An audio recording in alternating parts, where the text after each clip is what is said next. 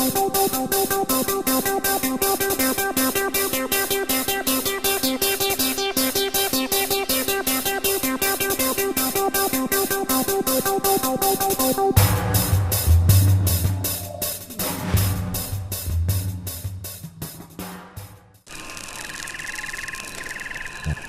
the way, sire, I must bid you adieu tomorrow and head my own way toward my homeland.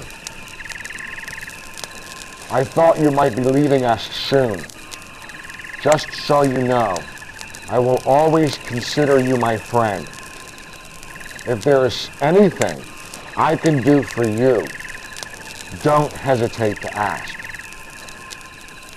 Thank you, sire.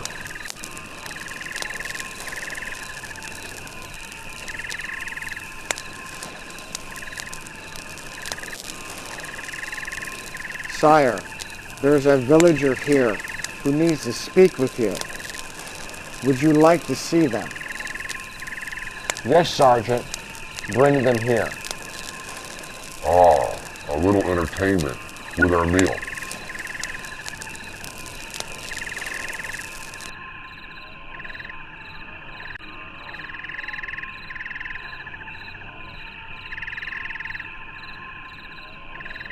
Sire, may I speak freely?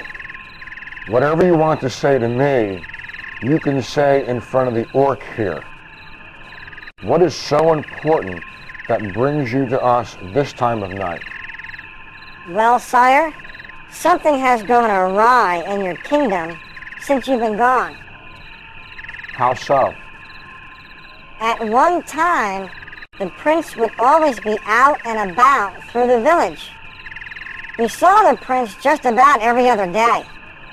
He loved to go hunting and would ride through the village always with a kind word on his lips. He became well loved by everyone who had the honor to know him. But over time, we started to see less and less of him. Now, we haven't seen him at all.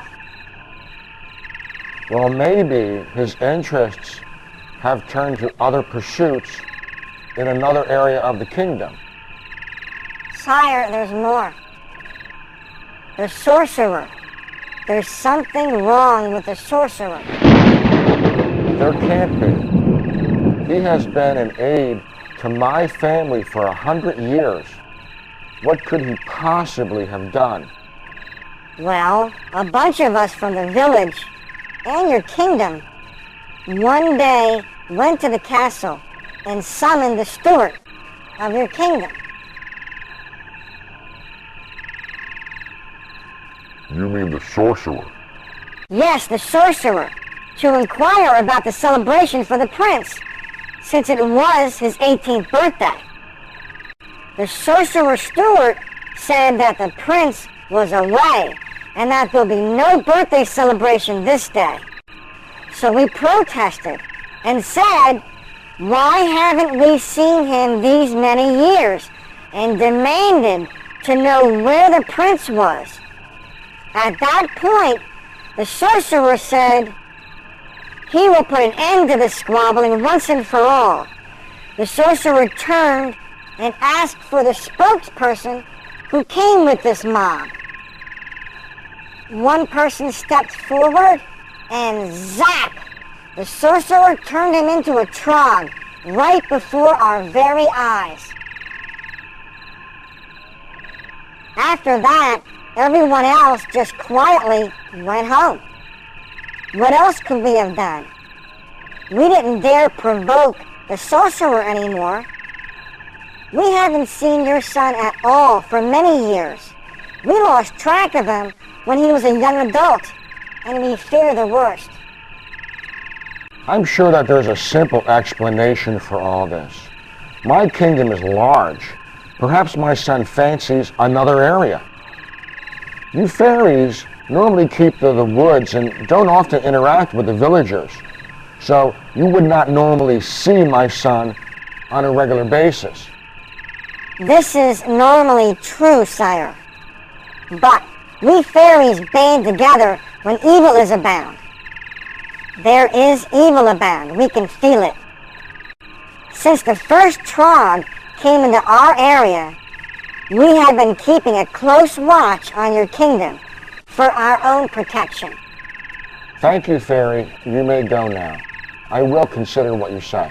You're welcome, sire.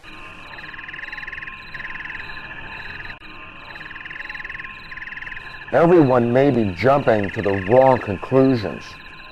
Fairies do tend to be unduly sensitive for the king's taste and worry over the smallest little things. I will see in 3 days' time for myself what is really going on. I'm sure everything will be fine. Why do you think the sorcerer would have picked Troggs to change his adversaries into? They are a very primitive race, not only physically but mentally as well. They can be equated to children, big children. You do know in order to kill a sorcerer, you must chop his head off. Simply stabbing him or doing anything else will not kill him. Yes, I know how to kill a sorcerer. I'm just throwing it out there. I hope it doesn't have to come to that.